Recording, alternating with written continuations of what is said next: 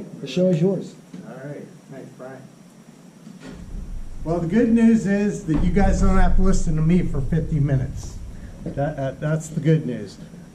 Like Brian said earlier, I came and did the lecture the last time, talked a little bit about careers in logistics, opportunities in preparation of getting into the logistics field, automation, technology, etc. From that standpoint, and then I gave some hinters on how to prepare for interviewing, how to dress, how to act, etc. And I'm going to kind of go over briefly my history and my career, but I really wanted you guys to hear from Nathan. We'll introduce him in a minute because he's a recent hire. He's been with us 2 years, and he has lived the process.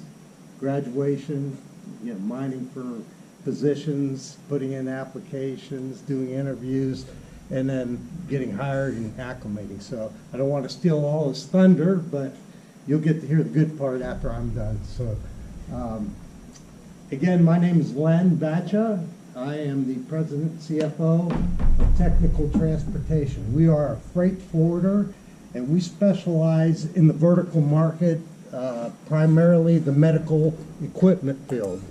And what we do is we handle very high-end, expensive pieces of medical equipment. And we make sure that they get delivered to the right place, at the right time, damage-free. A little different than a truck backing up to the dock and dropping it off at the warehouse.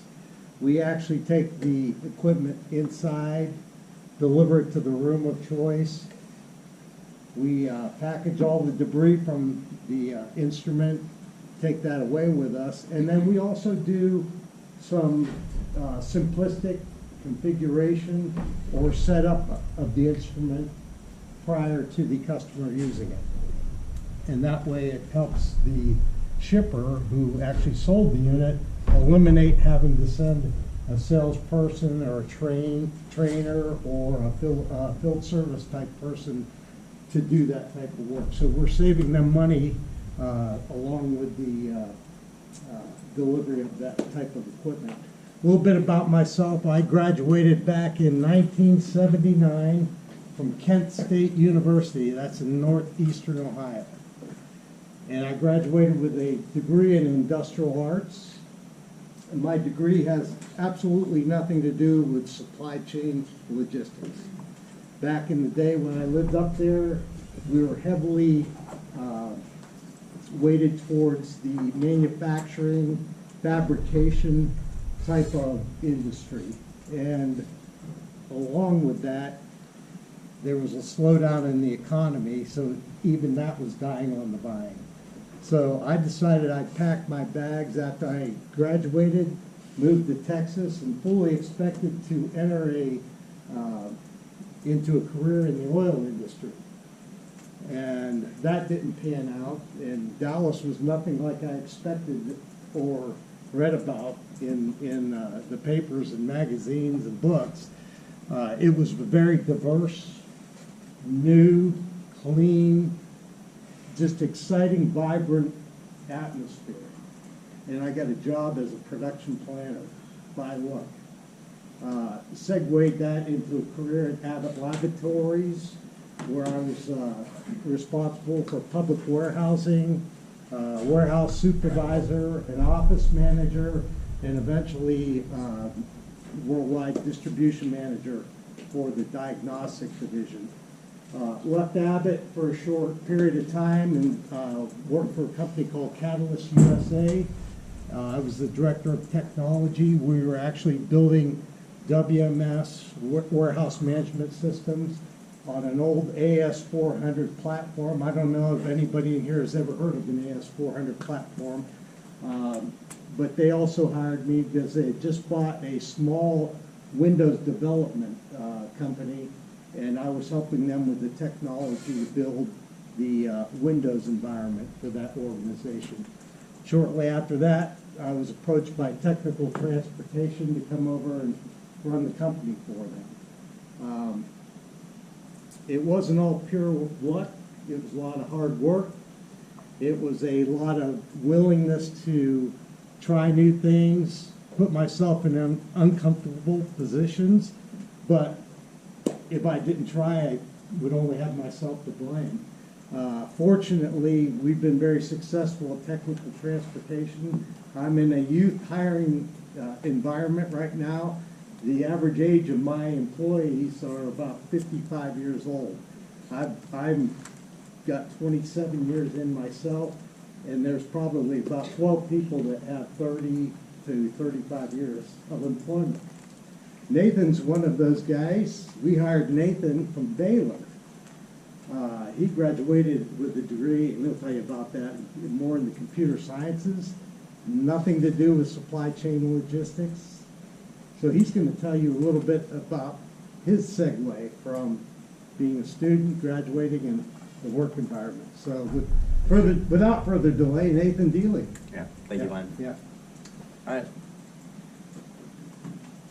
We will skip over our organizational roles as Len just went into that, but I want to first thank y'all for joining us today. We've put together this presentation to not just give you insight into our daily operations, but to also provide you with valuable guidance as you start your career journey.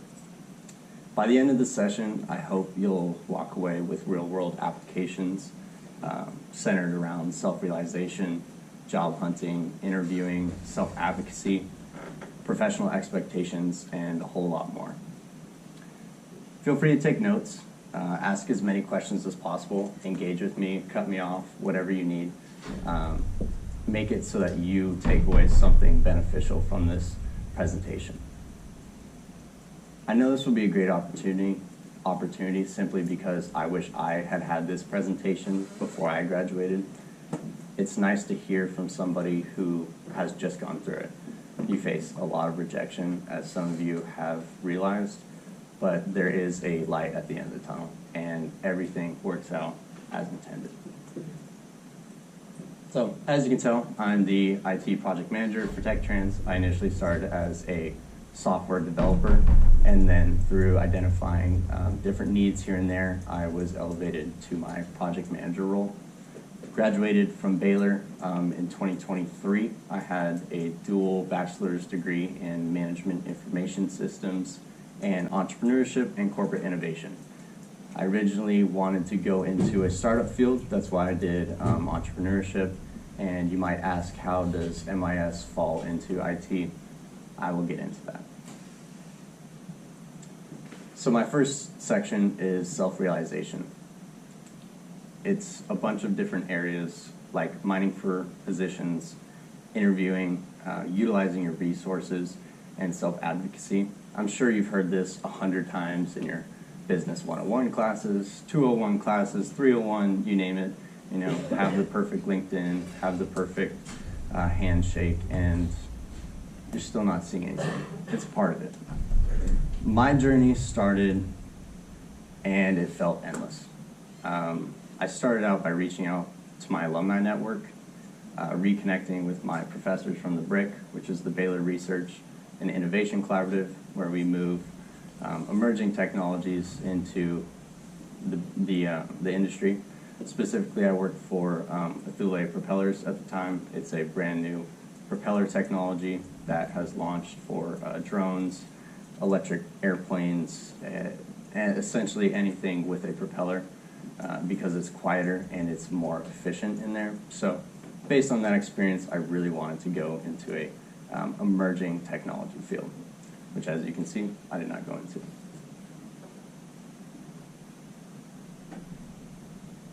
So after I realized the startup path wasn't really for me, and talking with those professors, I went to my friends and family, as one does. Real estate had always been a long part of my family's life, but having witnessed its up and downs, its kind of cyclical nature, I knew that I wanted something a little more stable. So I continued utilizing my resources. I was sending out applications left and right to companies like Lockheed Martin, Bell Helicopter, Gartner, Dell, Deloitte, you kind of name it. You've all probably heard these people. You've probably sent applications to these people. Yet I heard nothing back. The process was exhausting, and there were moments that I questioned whether my skills and personality were marketable. I had the nice LinkedIn, I had the nice handshake, I had 2 degrees to go with it, but yet I wasn't seeing anything. So out of curiosity, will you raise your hand if you've been sending job applications out? Okay, so keep your hand raised if you've not heard back from those job applications. Right, so some of y'all understand how it feels. Not exactly the best thing in the world, but don't let it discourage you. Because when I felt most discouraged, an unexpected opportunity came my way. One evening, I was playing some video games with my friends. Unemployed behavior, I understand. But one of them casually talked about an opening at TechTrans. To me, it was like, okay, cool, another job application I'm gonna get rejected from, but might as well try it. So, inspired by the conversation, I went online, I discovered everything I could about the company, and then the following day, I reached out to the hiring team. The biggest lesson here is your next opportunity could come from anywhere. Keep exploring, keep connecting, and don't count yourself out before it even begins. Utilize your resources, utilize your awesome professors, and utilize the people around you because they're going to build you up and give you more opportunities to find your first opportunity. Entering the professional world, I was driven to make a meaningful impact despite not knowing what industry or career I would take shape in. My passion from problem solving, process improvement, collaboration, ultimately led me to the crossroads of logistics and IT, specifically at TechTrans. At TechTrans, I've come to learn that supply chain logistics is a challenging and interesting industry. No 2 days are the same, and the need for adaptability is constant. Well, let's take a step back. I know I'm getting ahead of myself here.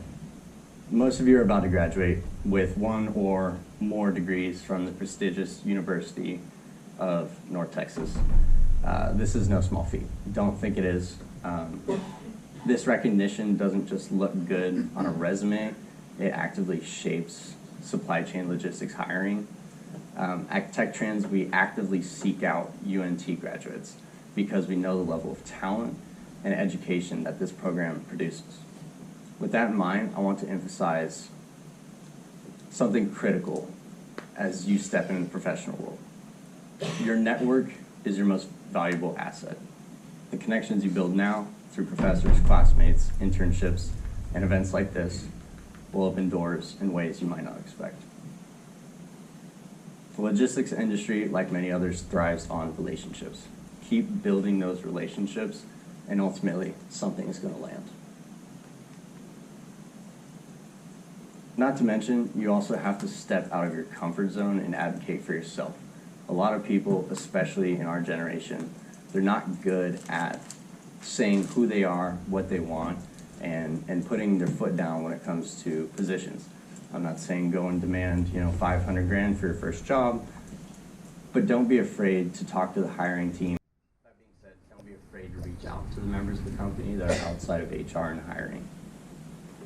One new strategy I've seen is when you're writing emails to people, create a 60-minute elevator pitch, attach it to that email, send it to the hiring manager. It's going to get a lot more recognition than just a black and white resume. It really does help. Always go above and beyond for yourself. You owe it to yourself. You all are here. You're doing your degrees in 3 to 4 years. You have aspirations. You have goals. Go pursue them. You owe it to yourself to be successful. You're your biggest advocate, and truly believe that. I'm not just saying it up here. That's exactly how I landed my role at TechTrans, and now my promotion as a project manager at TechTrans. So why I chose TechTrans was when I graduated, like I said, I wasn't really sure what I wanted to do. I began utilizing my network, the connections I had built over the years, some long-term business people that I had known for, 10 years plus. But one particular conversation stands out. I called my mentor. He's a Boston 60-year-old man, very successful, very blunt and rude. That's the other aspect. So we were talking, going along the process, and he asked me, what's my dream job? My response, an F1 driver. I think it's an awesome job. He laughed. He thought I was completely joking around and yanking his chain. And he said some choice words and said, no, in actuality, what do you want to do? At the time, I had no idea. My response was very convoluted. I didn't really understand if I wanted to go into a business profession for a startup or do something. But I didn't know, and that's okay. The one thing I did know is that I wanted to make that positive impact. I really wanted to increase the lives of those around me. I wanted to provide something beneficial for them to use and to utilize to uplift their business, their operations, and ultimately their day-to-day lives. So that conversation kind of forced me to rethink my approach. I needed to stop focusing on what sounded good in the moment and pursue something that would allow me to have long-term growth and fulfillment while also fulfilling my creative passions, hence logistics and IT. This shift in mindset helped me broaden my job search and tap into other connections in my network, like my friend. The more I learned, so eventually talked with a long-term friend about the TechTrans position.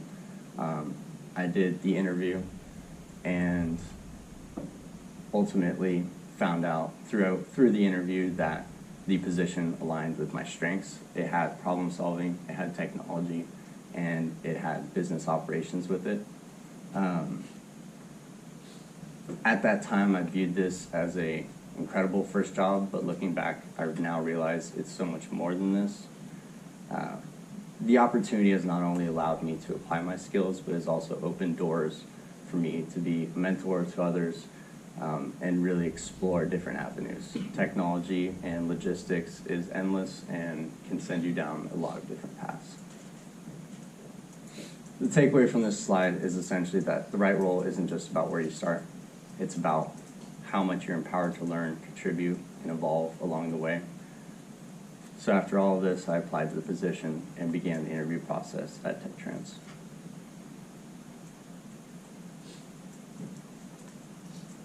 So the interview, everyone's first dreaded moment, not exactly a good time. Unless you really like interviews, then you're probably a little strange, but hey, go you. I won't lie, I was extremely nervous. I was nervous to come in here and speak to y'all today. As you can tell, I am not a public speaker, but here I am, trying out new things, the same as you should do with interviews. Don't be afraid to step out of your comfort zone and advocate for yourself. So I had spent years, obviously, studying software development, business operations, and supply chain management through my experience at Baylor. I had strong communication skills with my experience in sales, but when it came time for the interview, I found myself questioning everything, which is normal, by the way. The reality of imposter syndrome is you really do have the skills to do something, but your mind is going to keep telling you that you don't. Take a deep breath, realize that you do have the skills, that you've spent 4 years, countless dollars, all preparing for this moment, and that you are ready. When I started my interview, my nerves went through the roof because the head of IT comes in and he's had over 18 years of experience developing every single aspect of our company's software solutions. That's intimidating, being someone who's taken a total of 6 different technology classes, programming classes, you kind of name it, and then someone who is a expert in every sense of the word come in and question you. So instead of letting my nerves take over, I kind of took a deep breath and realized that I was prepared for this moment, that I could answer his questions, and ultimately problem solve my way to the solutions that I needed in order to make him feel like I was ready for the position.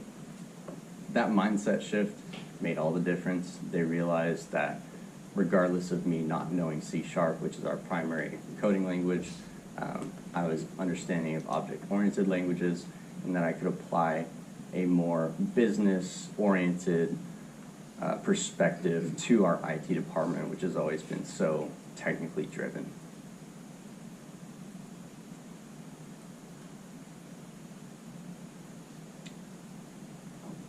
Don't pay attention to that.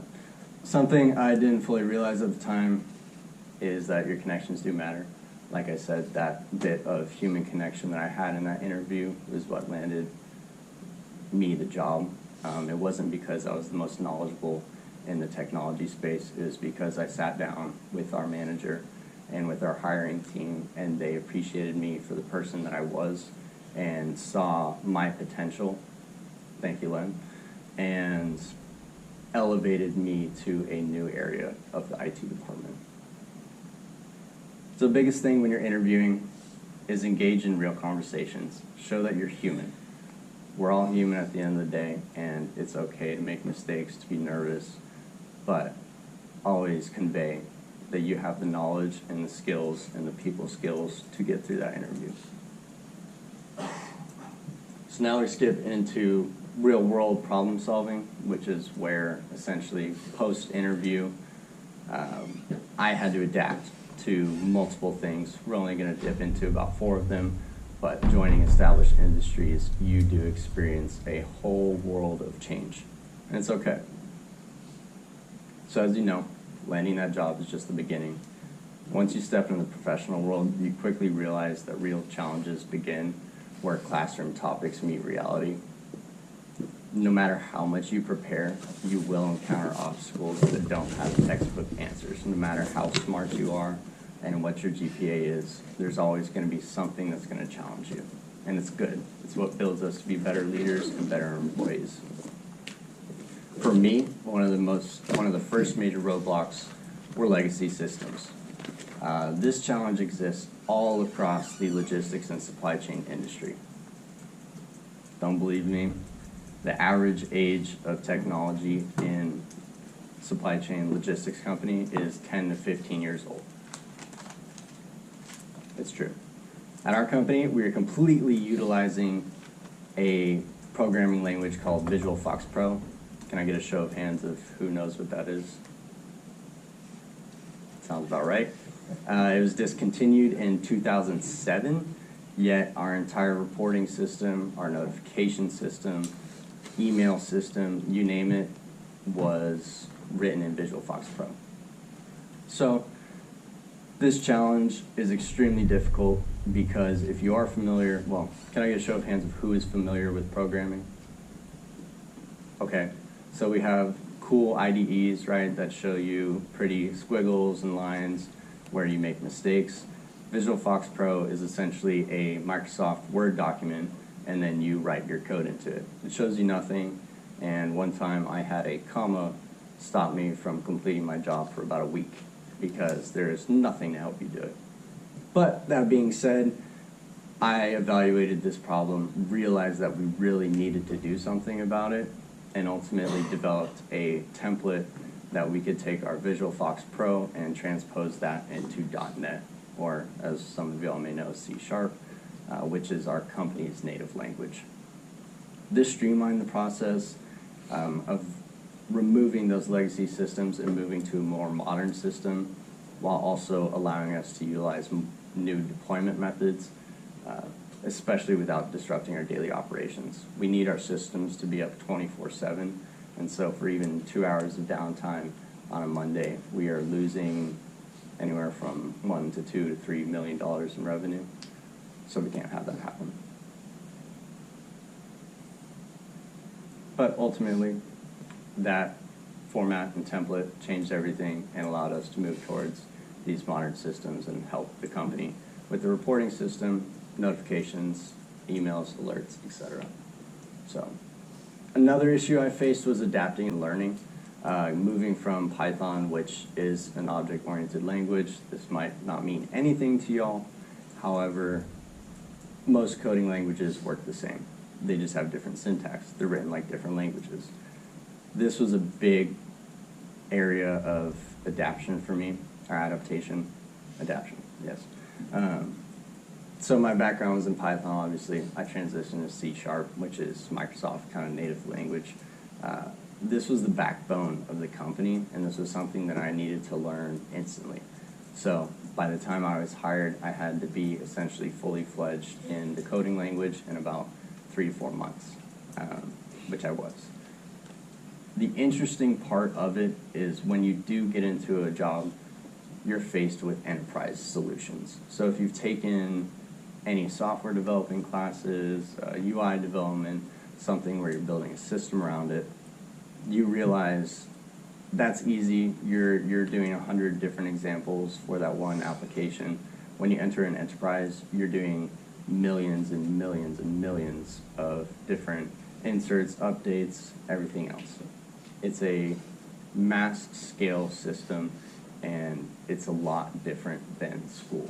That was a huge challenge for me. I had to focus on scalability, maintainability, and performance, which I had never, ever considered in my classes. The key takeaway is adaptability is just as important as technical skill.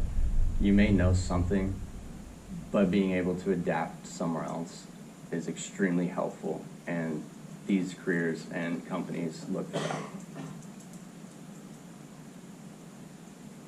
The next big challenge I faced was between internal and external clients. This is interesting because you have to navigate serving both internal and external clients. And at our company, every internal and external client is completely unique. Yet we have to design a standardized system for all of that. It's a paradox in a way. So, to back it up a little bit, I consider everybody in and outside of our company clients. It's an easy way to talk to an IT team, get your points across. So as I use clients, picture our users and picture our actual clients and customers. So like I said, we can't develop that single software product fits all. To manage this, what I did, I saw that there was an issue with how we were creating these systems. There was not enough communication between our operations team, sales team, etc. Excuse me. So what I did was create project requirement meetings that sit everybody down in the room and essentially hash out every detail that we're needing to create these systems. They help gather the functional and business requirements and allow my IT team to work towards a common solution so that we can serve our clients best. A big part of my role as a project manager is not learning directly from our users, but refining their solutions based on their feedback. So as I'm walking around the office, I'm listening to what our account coordinators are saying, what's frustrating them, what little process can we minimize or automate for them so that we can create a better system so that they can do their job quicker, faster, and more accurate, and ultimately raise our standards as a company, increasing revenue. Another aspect of things is the human element. Like Len said, our average age is, 55 or that? 55 is our average age. Coming into a company where you are the youngest in the department by over a decade is pretty intimidating. It's interesting because you go into it not knowing anything. You're a little confused as to it, and you have these professionals who are the definition of expert. They have 10,000 plus hours in their specific role, and you have to earn their trust. Doing that and understanding that is a big part of entering the supply chain logistics industry. And know at the end of the day that gaining their trust isn't about proving you know everything, but it's about listening and demonstrating your willingness to collaborate and learn from them. There's a wealth of knowledge in the people that you're going to be working with in the future, so listen to them, understand what they've been faced with challenge-wise, and build from that and increase. So while we've had these established employees. While I've worked alongside people with 20 years of experience, I've also brought in brand new methodologies. I've added Agile and Scrum into our IT team, which allows us to be transparent with our clients.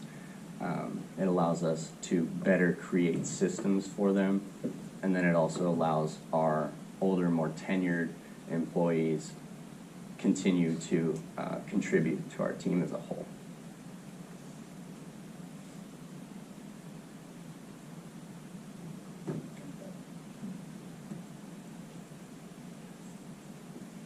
So like I was saying, the team dynamic is interesting because you're with old, tenured, not old, that's a bad word to use. Sorry, Len. There's no hiding it anymore, Nathan.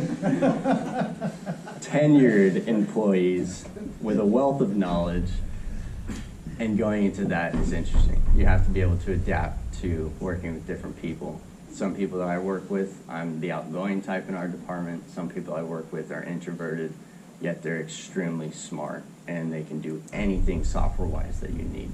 It's bridging those gaps, and it's being able to understand the extroverts, the introverts, the tenured wealth of knowledge employees, and also the young, just graduate employees.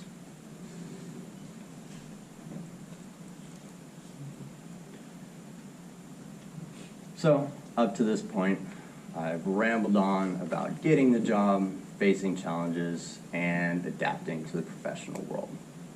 Now I kind of want us to shift focus and talk more about the supply chain in general. Supply chain is essentially powered by IT. Nowadays, if we did not have IT within our company, it would be extremely hard for us to do the numbers that we do because everything can't be written down anymore. Everyone wants to see active tracking. They want to see their POD notifications. They want to see emails that are automatically generated. And we shouldn't ask our employees to be doing all of that by hand. When you step into the workforce, you'll realize this. If you do end up going to supply chain, you will see that IT is the power behind it. So befriend your nerdy IT people. We're friendly, and we do want to talk, and we will listen to what you have to say. Because ultimately, our job as an IT department in supply chain logistics is to give you the tools that you need to do your job best.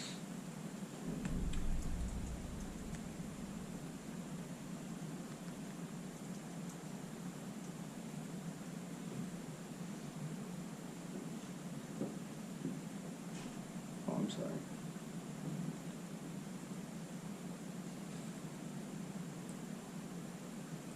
So again, supply chain is not moving products from A to B. There's a complex system. Many of y'all know that a lot better than I do. I was not a supply chain major. I did not have a degree in supply chain. So when I went into it, I figured we're picking up and delivering something, and everything else in between just happens. Coming into my job, it was a huge mindset shift, and understanding these different areas was really hard for me. But going into it, learning from those tenured employees, and continuously learning, I understood what it meant to understand, be a part of the IT team, and work for a supply chain company.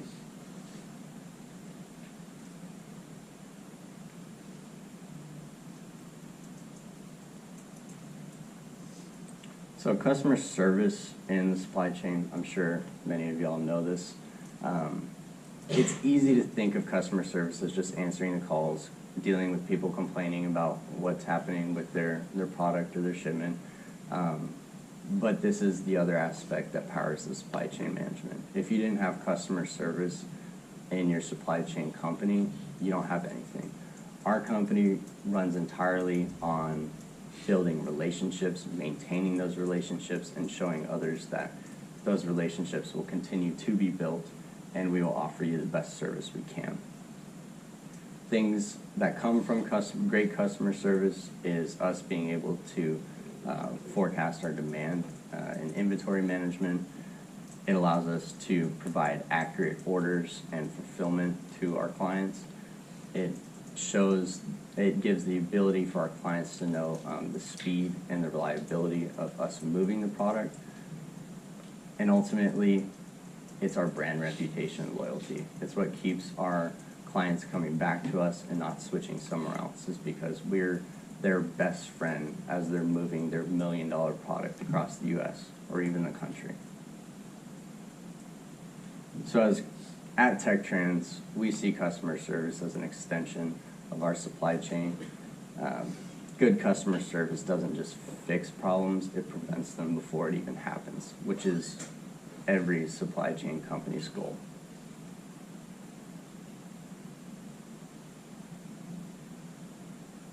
So one of the biggest lessons that I've learned early in my career is that if you see something that can be improved, speak up and take action.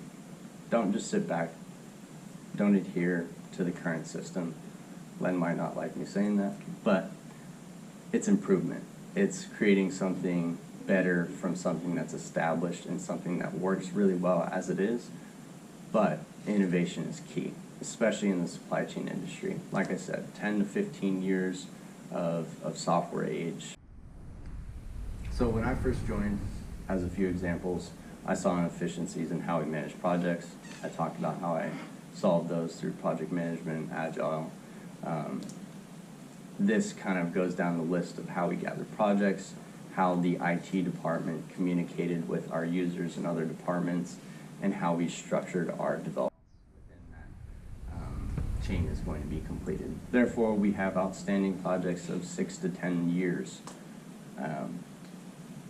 And I've come in and really helped fix those misalignments and enhance our project execution, simply because we had unclear expectations in the past. So that being said, I was about a year into my position at TechTrans when they asked me to become the project manager for our IT team. This actually made me the youngest manager in the company.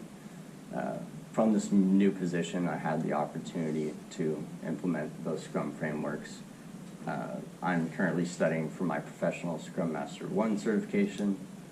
Probably means nothing to you, but it's a big thing in the project manager world. It allows you to really understand the skills behind Agile and then apply them to the business that you're working with. It's allowed me to improve my communication, and it's also allowed me to continue to create a culture of continuous improvement. This is a huge thing for our company at this time. It should be something that you look at yourself and want to follow.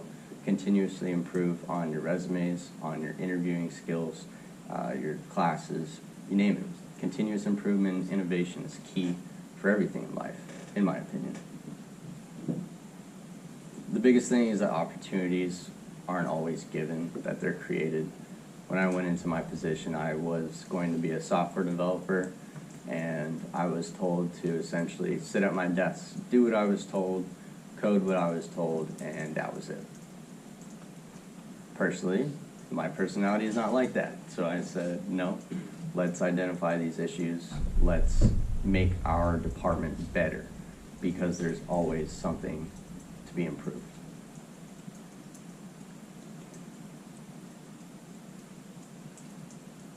A big part of our company as well is our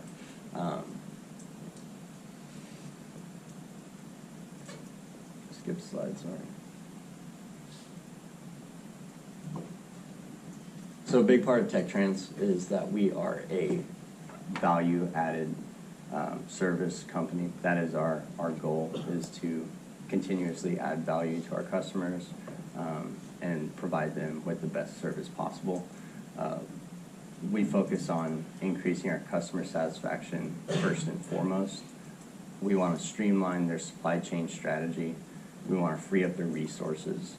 We want to gain that competitive edge for both our client and ourselves. And we also want to enhance their overall experience with shipping freight. I don't think it's the most glorious or fun profession in the world. However, it's arguably one of the most important. So we look at it like the best companies don't deliver products, they deliver solutions that provide real, lasting value all around, all throughout the supply chain.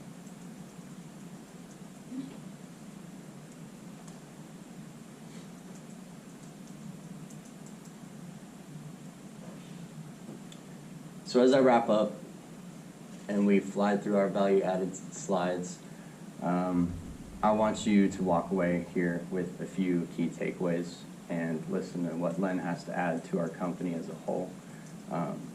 But understand that your network is your most valuable asset, as I've harped on for a long time. Self-advocacy is a game changer. Be your biggest advocate. Like I said, you owe yourself your goals. So go pursue them and be the person that you set out to be. And don't take no for an answer. The right job isn't just about where you start, and it's about where you can grow. You may join somewhere that is like my position when I started, that says just sit at your desk, do your work, and everything will be fine. When in reality, you know there's more that you can do. You can elevate yourself to be a really beneficial person of your company. So go do it. Technology and customer service are the backbone of supply chain. Y'all already know this. For me, this was what I learned, but understand that it's huge. It's huge to be kind to others. It's huge to build relationships with those around you, with your professors, like I said, and with Len and I. And like I've said 10 times tonight, if you see a problem, don't just accept it. Find a way to solve it. The people who drive change are the ones who make the biggest impact in companies, and they're seen and they're brought up to the next level. I know it was a lot. I might have been jumping around all over the place. I want to thank you. My first time speaking to anybody, and there's a lot of you here, so it's quite intimidating. But thank you. Thank you for sitting here and listening. I hope that you feel somewhat more prepared, you feel empowered, and you understand that if you need someone to call about your interview, you can scan my QR code, and I love to help mentor. I don't know how much great advice I can give you, but I'll try. Len's up there as well, seasoned vet, and he would love to help as many people as he can throughout your career journey. I'm old to tenured to a seasoned vet now. Some would say I got diminishing skills too, but I don't know. No, no. Like I said, tenured, well experienced. That's the word I'm going for. Okay. So, any questions? I really liked your speech.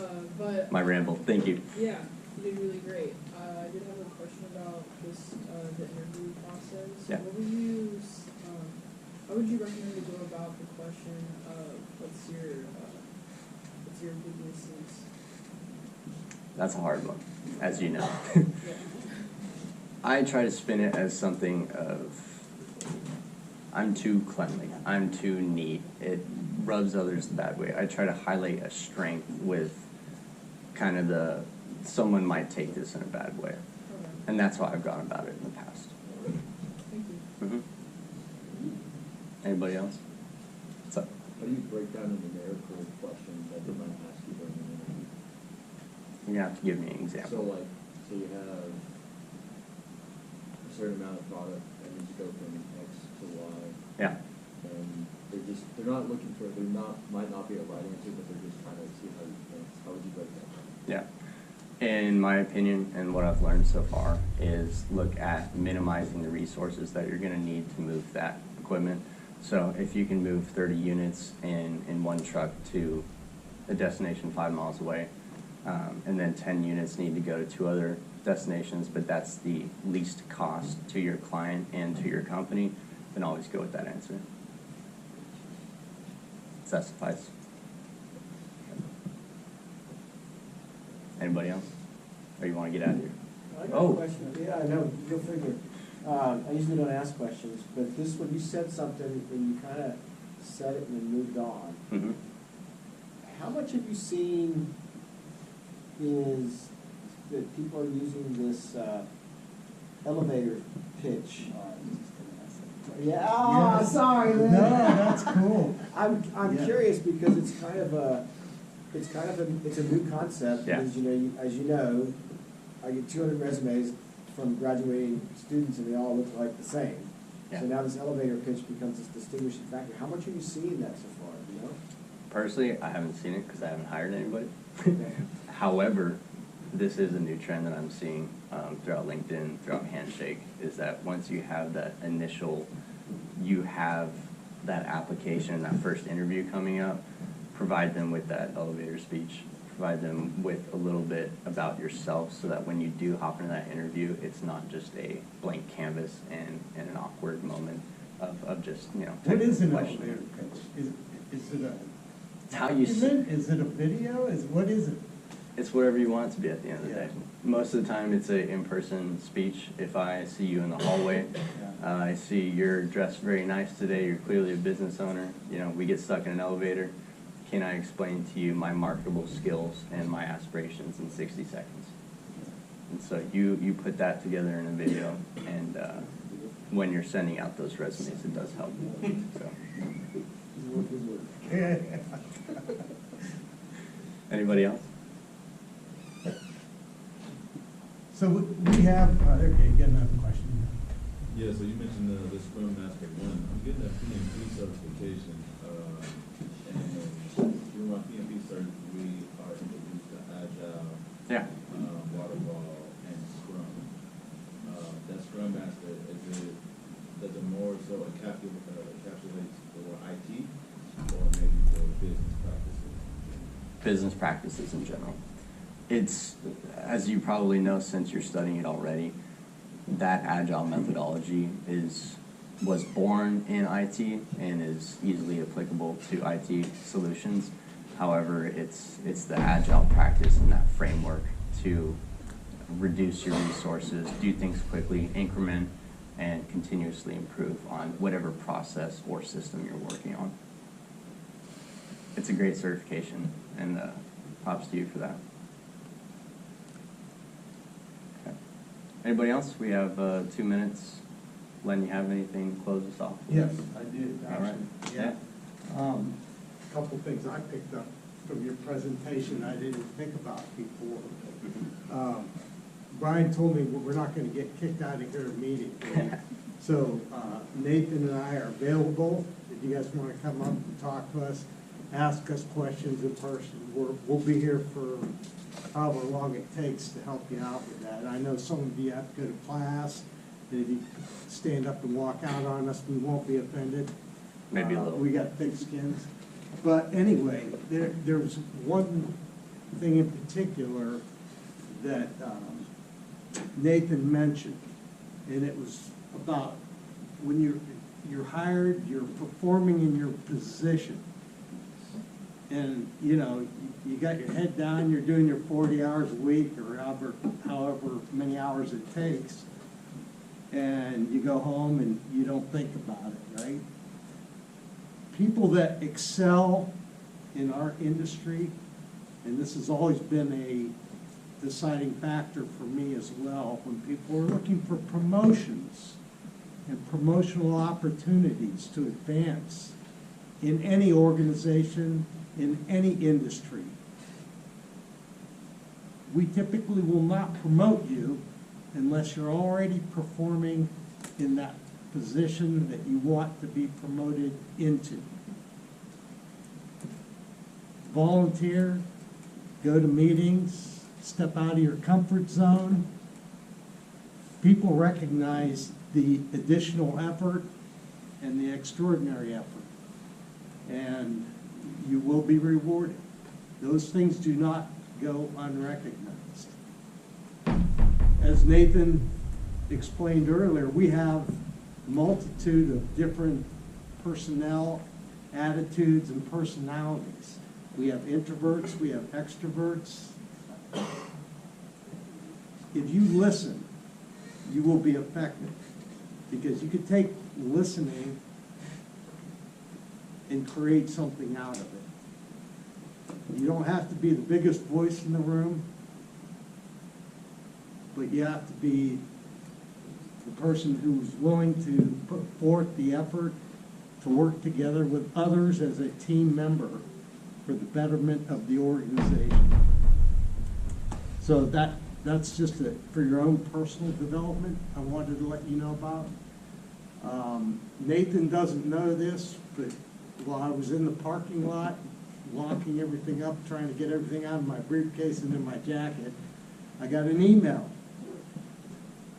We had, I'd say about 6 years ago, 3 main initiatives for TechTrans. Number one was to be a profitable company, and we've maintained that very good. The second thing was we wanted to become a quality-focused organization, and we started building our staff to support the quality enrichment. The last thing was the youth movement, to try to infuse new blood into our environment as well. The email that I received before I came up here was that we had just been acknowledged for our ISO certification, the highest standard globally that you can achieve. And our core business, freight forwarding in the medical industry, allowed us to become aware of the processes and the quality initiatives that are required to be considered for certification. Very few companies or our competitors even attempt to apply for it. So I'm real proud of it, and it's because of folks like Nathan, and we hired a master's degree person from the University of North Texas that came in as our carrier manager, who is now our quality manager. She is specifically responsible for our certification. UNT student, proud of y'all. You guys have a great opportunity in the future. I know we're recognized as 4th in the Gartner standings, and we're only behind a few major colleges, Arkansas, South Carolina, and who's that, Stanford? Or Tennessee. Yeah. But anyway, proud to be associated with UNT. I'm doing a mentorship program here. If anybody's heard of the mentorship program, this is my first go at it. Very exciting. If you guys haven't done it, great opportunity. Getting a lot of insight. I just hope you have enough mentors to match everybody up with. That might be a difficult thing. We're also working with Jose Grimaldi and doing a capstone project with him at TechTrans. And I just found out when we walked in the door that he's looking for an internship for his organization. So lots of opportunities out there. So anyway, thank you all for your time. We're glad that you guys came. We appreciate it. We want to answer questions.